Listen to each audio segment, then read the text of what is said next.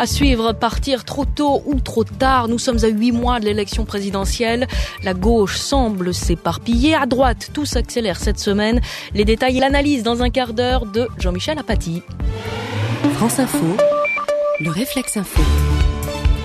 Soyez les bienvenus sur France Info, il est 10h. Et c'est le journal de Nicolas Olivier. Bonjour Nicolas. Bonjour. À la une, la crise du lait. Des centaines de producteurs sont attendus aujourd'hui à Laval pour bloquer le siège de Lactalis, le géant du secteur accusé de tirer les prix vers le bas. Un mini-sommet européen sur les conséquences du Brexit. François Hollande sera reçu cet après-midi par le chef du gouvernement italien, Matteo Renzi, en compagnie de la chancelière allemande Angela Merkel. Adeus Rio, les Jeux Olympiques se sont terminés cette nuit au Brésil. Ultime médaille d'or pour la France, celle du boxeur Tony Yoka, nous l'entendrons. Et c'est un lundi sous le soleil qui commence un peu frais ce matin. Ça grimpe cet après-midi. Vous aurez 28 degrés à Paris, jusqu'à 31 dans le sud-est. Météo de Sophie Bria dans 8 minutes. France Info. Nicolas Olivier. Les producteurs de lait passent à l'offensive. Plusieurs centaines d'éleveurs de l'ouest de la France vont venir bloquer le siège de Lactalis à partir de ce soir en Mayenne. Une action à l'appel de la FNSEA. Objectif, mettre la pression sur le groupe industriel pour obtenir de meilleurs tarifs. À Laval, Jérôme Jadot. À en croire le syndicat agricole, c'est l'histoire du pot de terre paysan contre le pot de fer industriel autour d'un pot à lait. Pot de fer désigné Lactalis, numéro 1 mondial du secteur, 17 milliards d'euros de chiffre d'affaires et premier collecteur en France, accusé de pratiquer un prix d'achat 10 à 30 euros plus bas que les autres transformateurs hexagonaux, soit 257 euros les 1000 litres depuis le mois dernier. Accusé donc de peser à la baisse sur des cours jugés déjà non rentables par les éleveurs, ceux-ci estiment qu'en dessous de 340 euros les 1000 litres, ils perdent de l'argent, ce qui est le cas depuis 1 an et demi. Lactalis, de son côté, se défend en invoquant des prix encore plus bas dans d'autres pays européens comme l'Allemagne ou l'Irlande. Le propriétaire des marques Président ou encore la laitière taxe la FNSEA d'irresponsabilité en refusant la réalité du marché. À l'ouverture de négociations réclamées par le syndicat, le groupe répond « d'accord », mais pas sous la pression de manifestations. La rentrée du gouvernement, l'exécutif est au grand complet pour le Conseil des ministres qui débute en ce moment à l'Élysée. Parmi les dossiers sur la table, le budget 2017 avec la possibilité d'un geste fiscal pour les classes moyennes ou encore la lutte antiterroriste. À l'issue de la réunion, François Hollande s'envolera pour Naples. Le chef de l'État participera à un mini-sommet sur une île en Méditerranée avec le président du Conseil italien, Matteo Renzi, et la chancelière allemande, Angela Merkel. Au menu, relancer l'Europe après le Brexit. Il s'agit aussi, Élise Delève, de préparer le grand sommet des 27 mi-septembre à Bratislava. Comme à Berlin le 27 juin, 3 jours après le vote des Britanniques, les 3 dirigeants s'affichent ensemble pour trouver une impulsion à l'Europe. Principale priorité lors de cette rencontre sur l'île de Ventotene, puis sur le porte-aéronef Garibaldi, la sécurité. Comment protéger les frontières ? L'Europe réfléchit à se doter d'un nouvel outil, l'ETIAS, l'équivalent de l'ESTA aux États-Unis. C'est un formulaire payant qui permet aux autorités de vérifier l'identité des personnes qui arrivent en Europe et d'accepter ou non leur venue. Il s'appliquerait aux habitants des pays qui n'ont pas besoin de visa pour venir dans l'Union européenne. Autre thème de discussion, la défense. C'était une grande source de désaccord entre le Royaume-Uni et Bruxelles. À cause du Brexit, l'Europe perd les quelques ressources militaires que les Anglais mettaient à disposition, notamment des bateaux en Méditerranée, mais elle pourra en revanche augmenter et améliorer ses opérations militaires.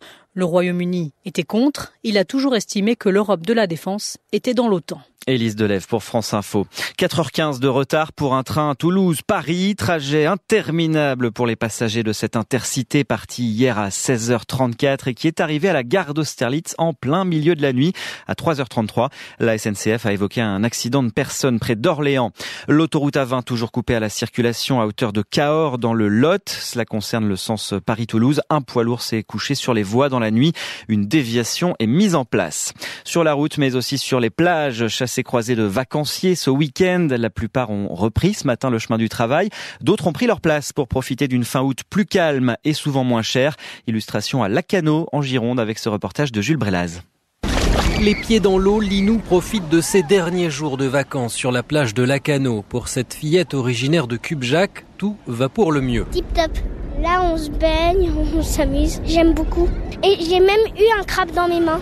À 2 pâtés de sable de là, Rachel, elle, est plus mélancolique sur sa serviette. C'est déjà la fin des vacances pour cette Parisienne. Oh, c'est dur, c'est le dernier jour même. Il va falloir retourner au travail. Et pendant que Rachel rentre à Paris, certains fredonnent de bonheur. Les vacances commencent tout juste pour Alexandre qui arrive de Lyon. Ça va être plage, ça va être vélo, ça va être apéro. On commence toujours par l'apéro. Nicolas, un autre Lyonnais, part lui aussi toujours en vacances à la fin de l'été. La dernière semaine d'août est un peu plus calme. Déjà au niveau économique, parce que la dernière elle est un peu moins chère et puis il y a un peu moins de monde, donc c'est plus pratique, c'est plus sympa. Moins de monde sur la plage, ça fait plus de baignets pour ceux qui restent. Il fait beau, il fait chaud, on est à la Cano, venez manger un beignet tout choco. Comment ça va? Bertrand, lui, s'en va à Paris, chez lui, mais il n'est pas triste de quitter la Cano.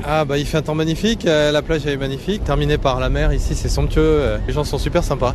On va remonter tranquillement. Quand vient la fin de l'été, oui. Sur la plage, il faut alors se quitter.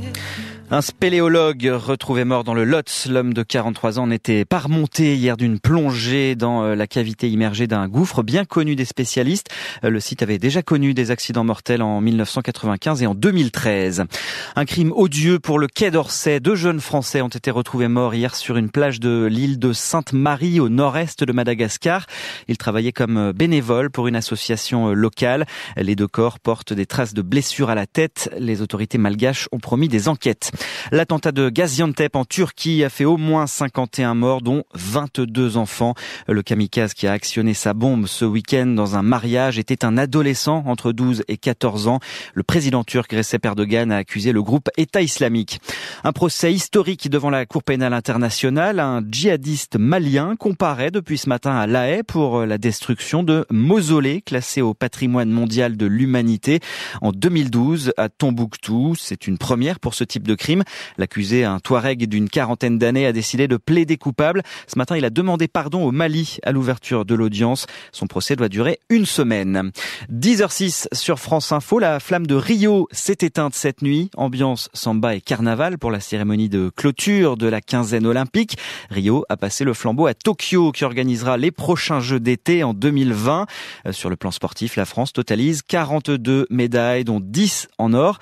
Hier, le boxeur Tony Yoka a imité sa compagne Estelle Mosley en remportant le titre olympique. Un couple en or au micro de Vincent Pellegrini. J'étais sûr de moi, maintenant entre le dire et le faire, il y a quand même un fossé. J'attendais cette victoire, j'attendais ce titre de la part de Tony. Il a répondu présent, il était là à chaque round, plus fort à chaque round.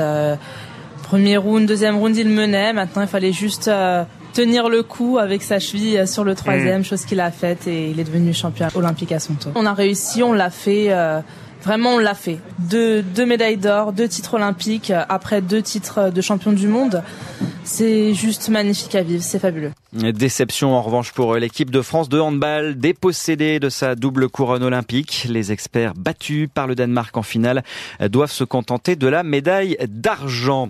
Un rappel en football pour terminer, le PSG a réussi sa première au Parc des Princes. Victoire des Parisiens 3-0 hier soir devant Metz, en haut du classement de la Ligue 1. Lyon, Paris et Nice qui sont les seules équipes à avoir gagné leurs 2 premiers matchs. C'était le journal de Nicolas Olivier, il est 10h08.